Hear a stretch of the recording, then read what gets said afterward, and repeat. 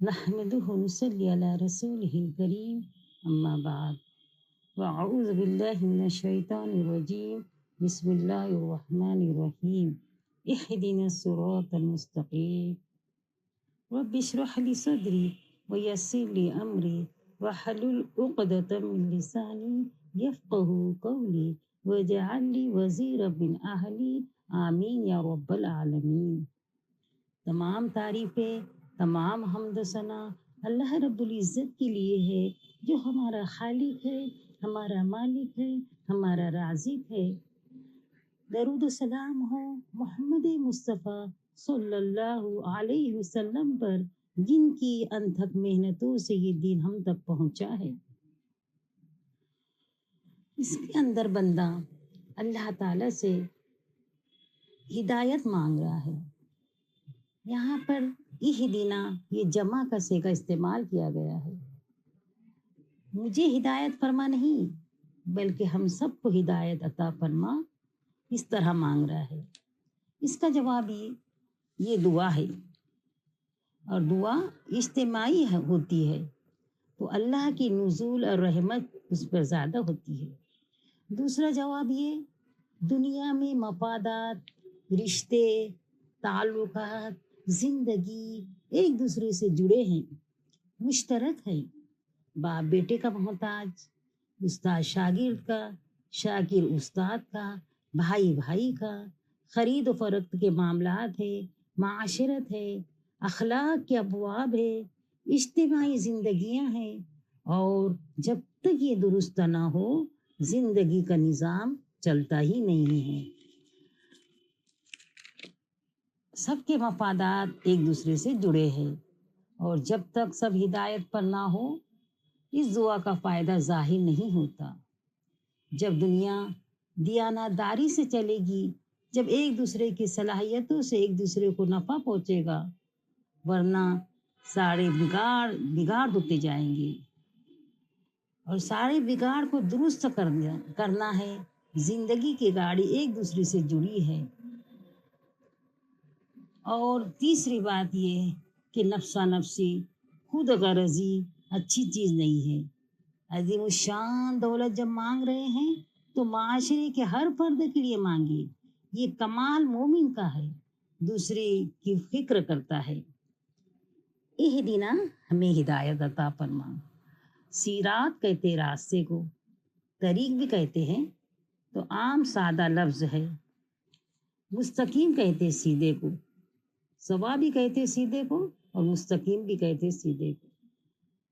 تو شریعت و ہدایت کا راستہ جب دنیا میں پتہ ہو تو وہی صحیح اللہ کو پہچان سکتا ہے۔ اور یہ بندہ دعا میں مانگ رہا ہے، دن میں سے تقریباً ہر نماز میں مانگتا ہے۔ اگر ہر رکعت میں دیکھا جائے، فرض واجب میں دیکھا جائے، تو تقریباً 32 مرتبہ یہ اللہ سے مانگ رہا ہے۔ یہ ہدایت یہ بہت بڑی چیز ہے، بہت قیمتی چیز ہے۔ جب ہدایت نہ ہو تو دنیا کی مال دولت ہو جائے، حکومت آ جائے، اقتدار آ جائے، لیکن اگر ہدایت نہیں ہے تو فرعون بن جاتا ہے، اگر ہدایت نہ ہو تو قارون بن جاتا ہے۔ تو یہ ہے ہدایت، ہم اللہ سے مانگ رہے ہیں، سورہ فاتحہ میں مانگ رہے ہیں۔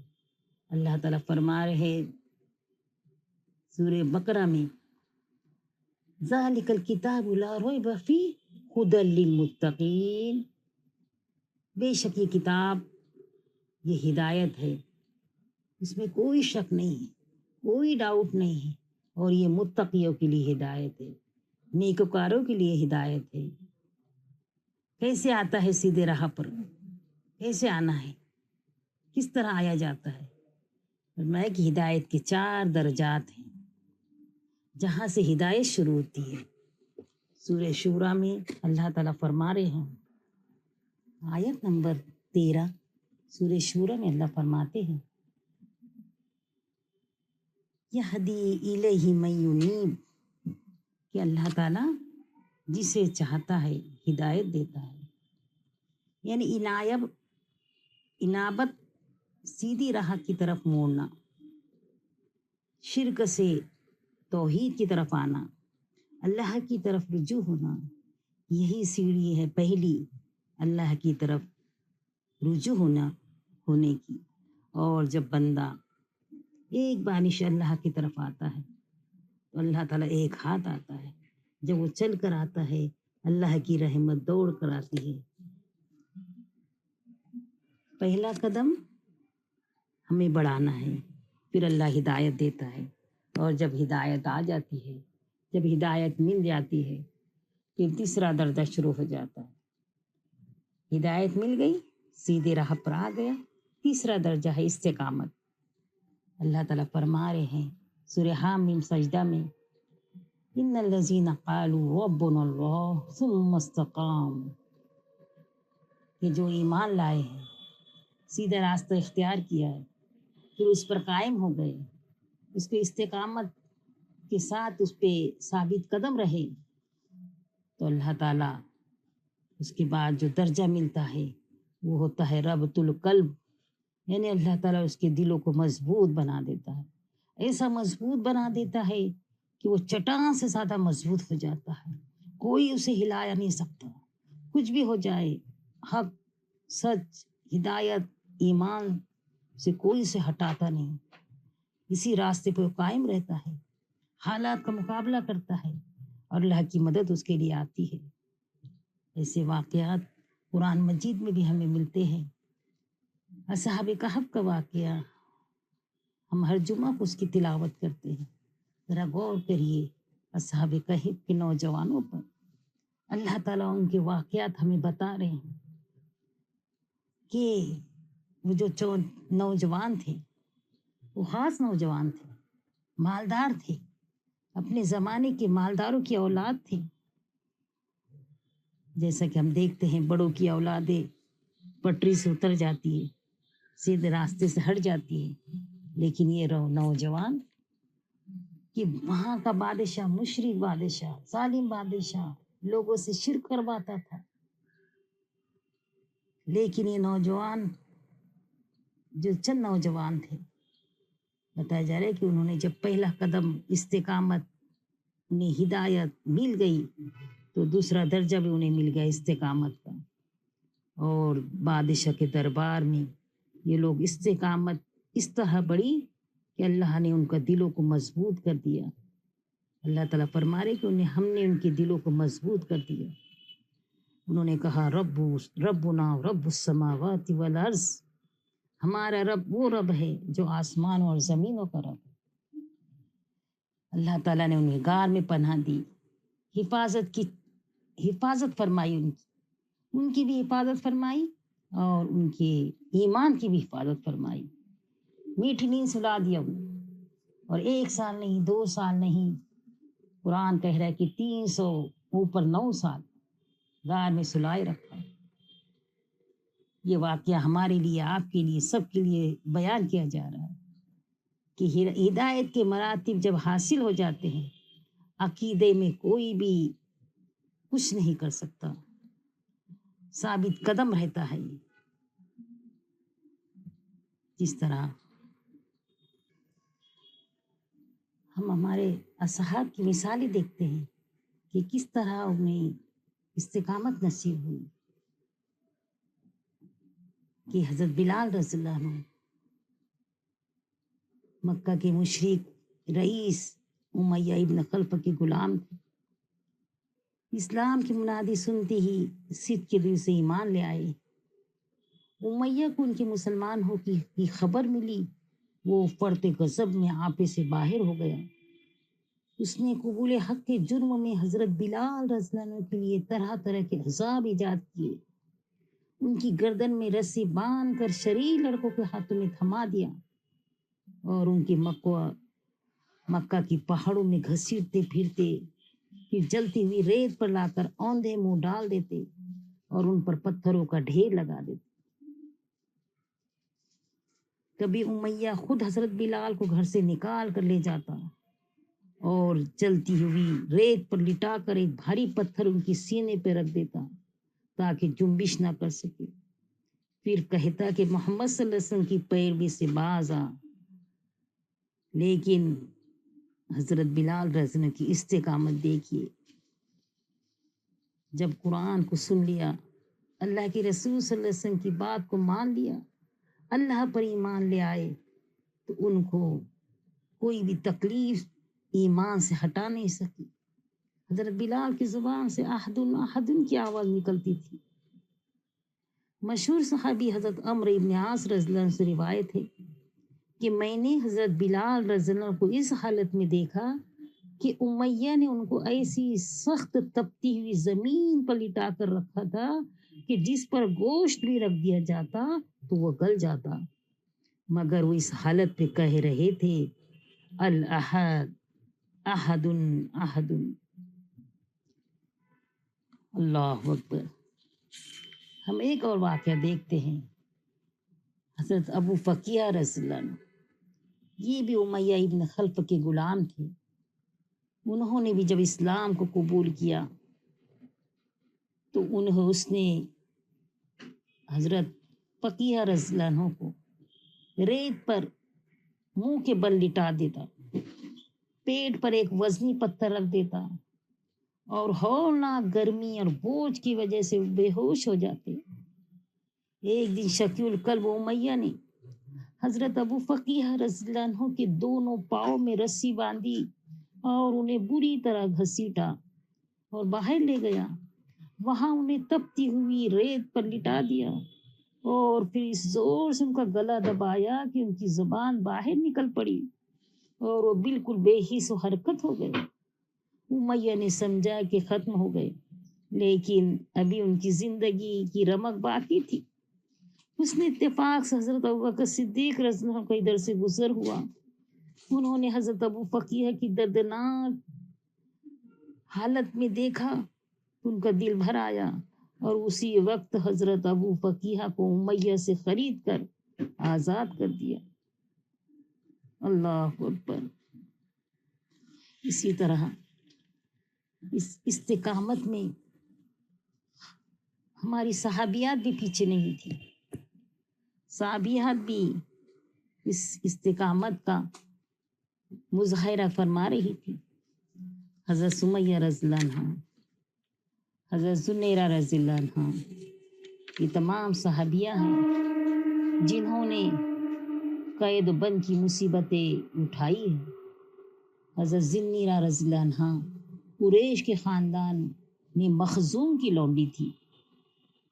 دعوت حق کے ابتدائی زمانے میں جب انہیں یہ نعمت اسلام اور یہ ہدایت مل گئی اور قبول حق کے جرم میں ابو جہل نے ان پر نت نئے مظالم ڈھائے، لیکن انہیں جان دینا تو منظور تھا، لیکن خدائے واحد سے منہ موڑنا کسی صورت میں گوارا نہ تھا۔ راہ حق میں بے پناہ مظالم سہتے سہتے ان کی بینائی جاتی رہی۔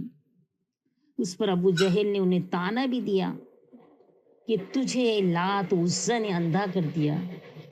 انہوں نے بے دھڑک جواب دیا، لات عزا پتھر کے بت ہے، وہ کیا جانے انہیں کون پوج رہا ہے۔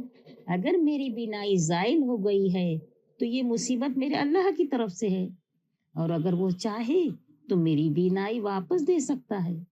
اللہ کو ان کی شان استقامت اس قدر پسند آئی کہ دوسرے دن سو کر اٹھی تو ان کی بینائی بحال ہو چکی تھی اور انہیں حضرت ابو صدیق رضی اللہ عنہ نے خرید کر آزاد کر دیا۔ اللہ اکبر۔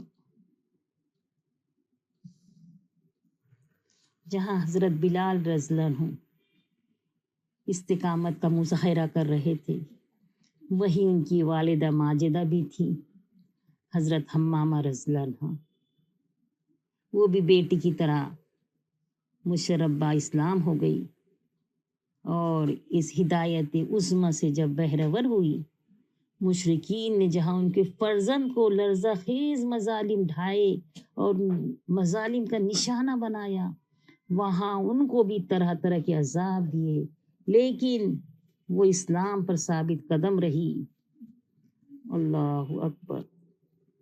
سورہ محمد آیت نمبر 17 میں اللہ تعالیٰ فرماتا ہے، والذین اہتدوا زادہم ہدی وآتاہم تقواہم، جن لوگ ہدایت یافتہ ہوتے ہیں اللہ ان کی ہدایت میں اور زیادہ کرتا ہے اور انہیں تقوی عطا فرماتا ہے۔ قرآن اللہ کی کتابی ہدایت ہے۔ قرآن کا اصل موضوع، اصل عنوان ہدایت ہے۔ ہدایت یہ انبیاء نے اس پر محنت کی ہے۔ قرآن مجید میں گزشتہ اقوام کی حالت بتائے گئے ہیں، آئندہ حالت کا ذکر ہے، بعض چیزیں یہاں بیان ہوئی ہے۔ اصل عنوان ہدایت ہے۔ قرآن اصل عنوان اس کا ہدایت ہے کہ اللہ تعالیٰ نے قرآن کو ہمارے سامنے پیش کر دیا جب ہم نے اللہ سے اہدنا الصراط المستقیم مانگی، کہ ہم نے دعا مانگی سورہ فاتحہ میں، اور اللہ نے ہمیں پوری ہدایت کا سرچشمہ عطا فرما دیا۔ تو دیکھیے، یہ ضلالت سے ہدایت کی طرف رہنمائی کرتا ہے، گمراہی سے رائے راست پر لانا چاہتا ہے، جہنم سے جنت کی طرف لے جانا چاہتا ہے، دنیا سے آخرت کی فکر پیدا کرنا چاہتا ہے، حیات سے میں موت کی فکر کی یاد دلاتا ہے، دنیا مختصر ہے اور آخرت دائمی اور ابدی ہے، اس کی اہمیت ہمیں بتاتا ہے۔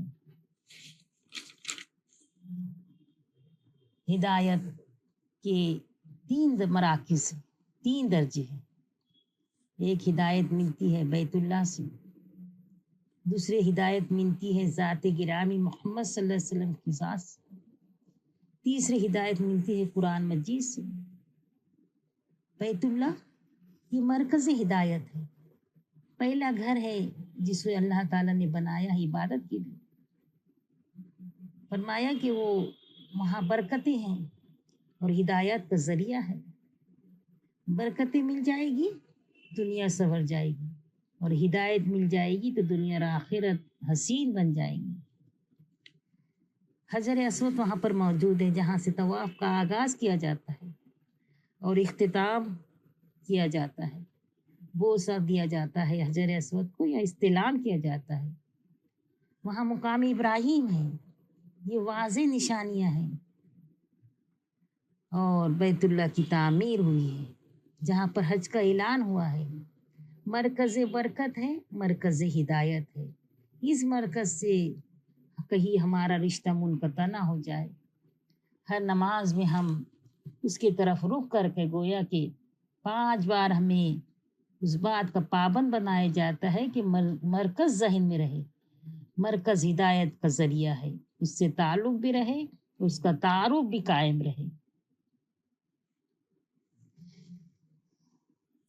مسلم کی حدیث ہے جس کے راوی ہے حضرت عمر ابن عباس رضی اللہ عنہ، فرماتے ہیں کہ جنت میں ایک مخصوص مقام ہے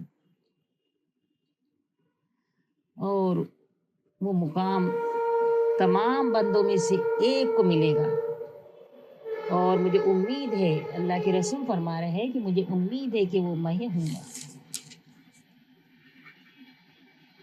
جو اب اذان سنو اس کا جواب دو، یہ مستقل عمل ہے، دیکھیں جواب دینا ہے، درود شریف پڑھنا ہے، جو مؤذن کہتا ہے اسی کا جواب دینا ہے، اس کے بعد درود شریف پڑھنا ہے، اور میرے لیے اللہ کے رسول فرما رہے کہ وسیلے کی دعا کرنا۔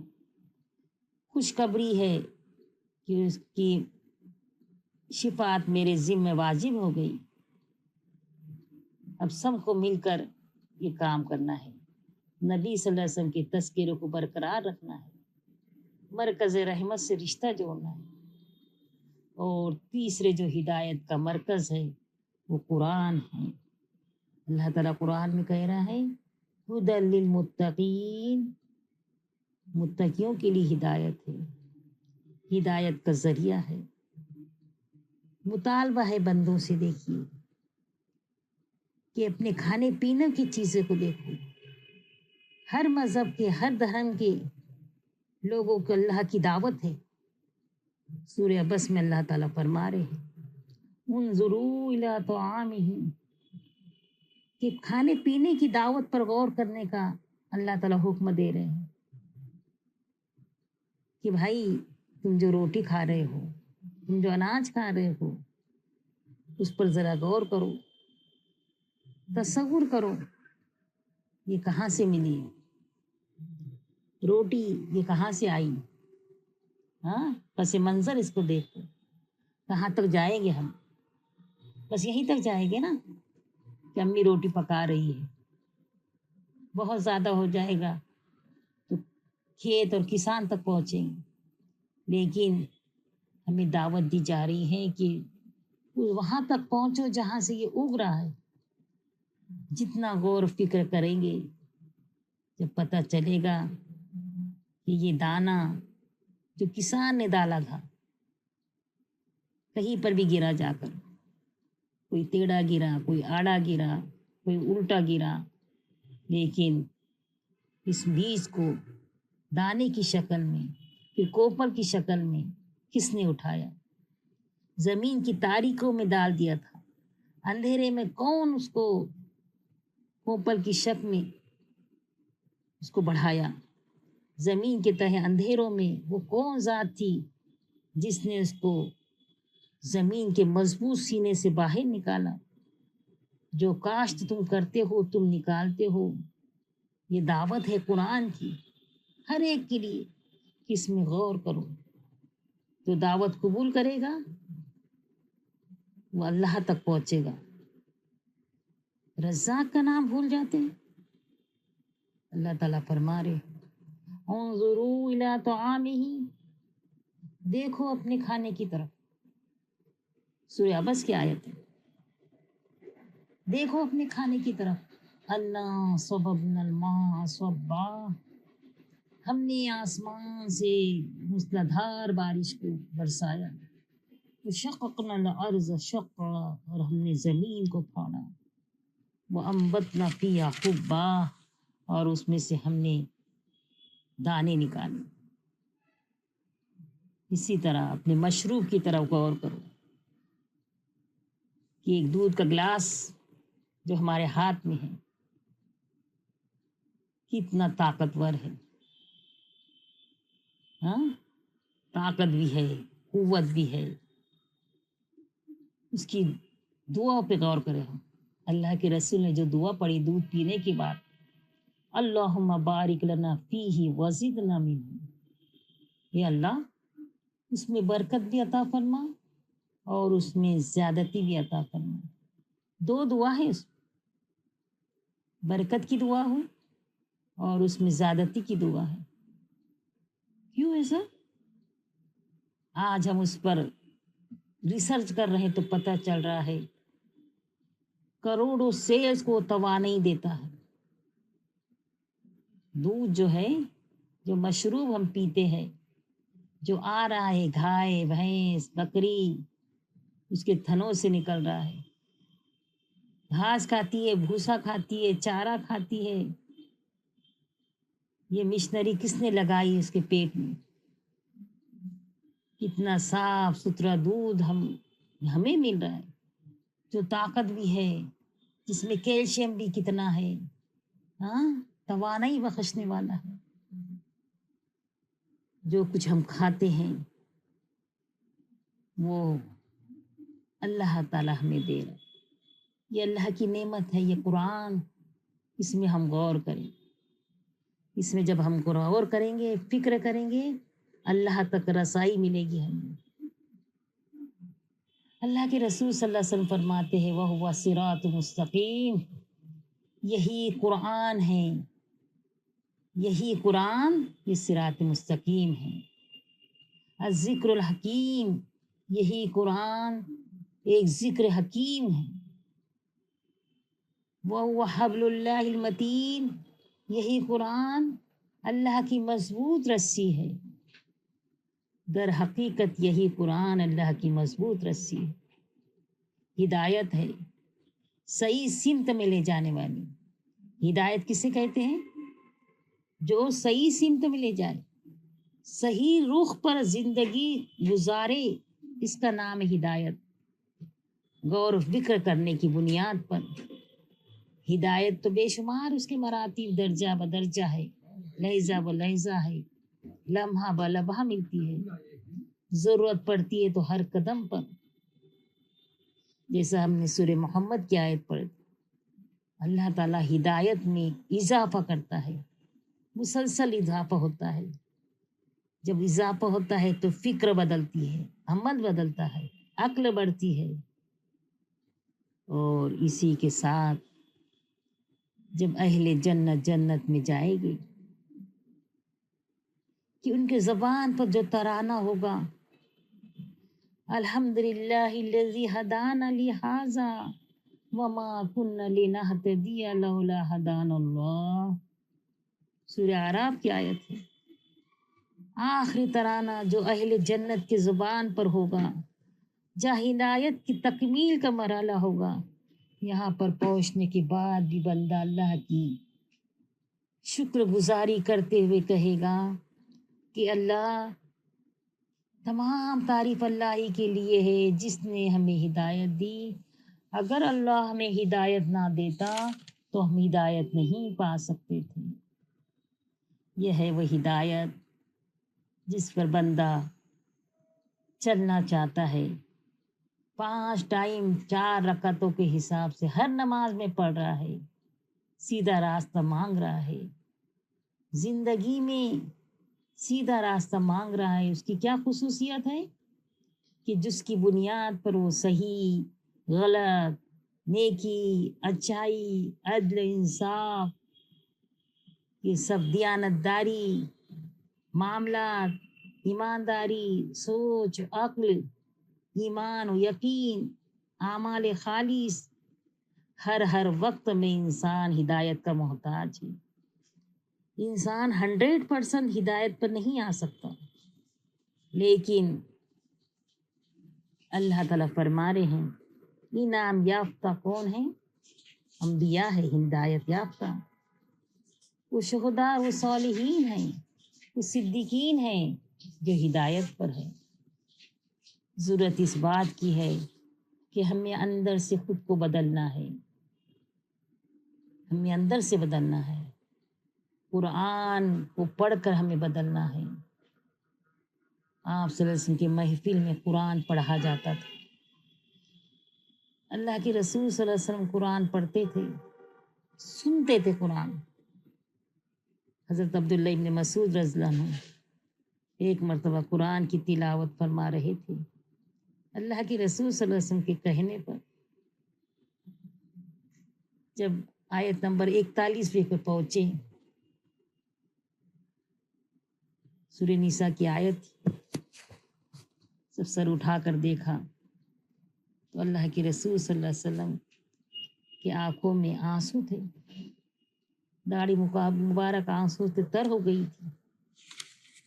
یہ قرآن سے جو رقت طاری ہوئی، یہی ہدایت ہے، یہی قرآن ہے جو دلوں کا امراض کی علاج ہے، دلوں کے امراض کا علاج ہے۔ ہدایت ہے، ہدایت ہے بے شک، لیکن اس سے دلوں کا علاج بھی ہے۔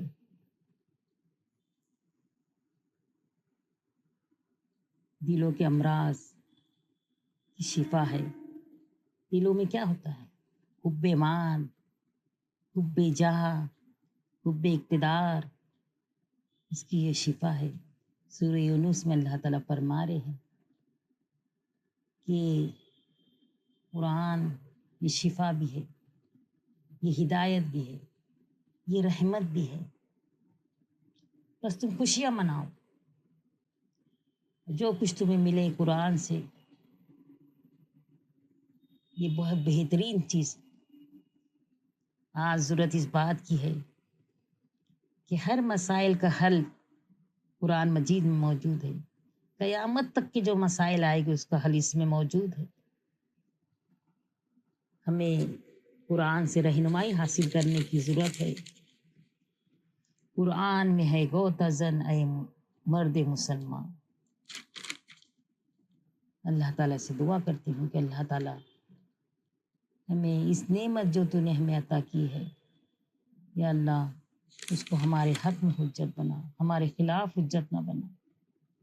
القرآن حجت لک او علیک. اللہ کے رسول فرماتے یہ تو تیرے لیے حجت ہے قرآن یا تیرے خلاف حجت ہے، تیرے حق میں حجت ہے یا تیرے خلاف. اللہم انا نسألک الہدی والتقی والعفاف والغنی. ربنا تقبل منا انک انت السمیع العلیم وتب علینا انک انت التواب الرحیم. وآخر دعوانا ان الحمد للہ رب العالمین. السلام علیکم ورحمۃ اللہ وبرکاتہ.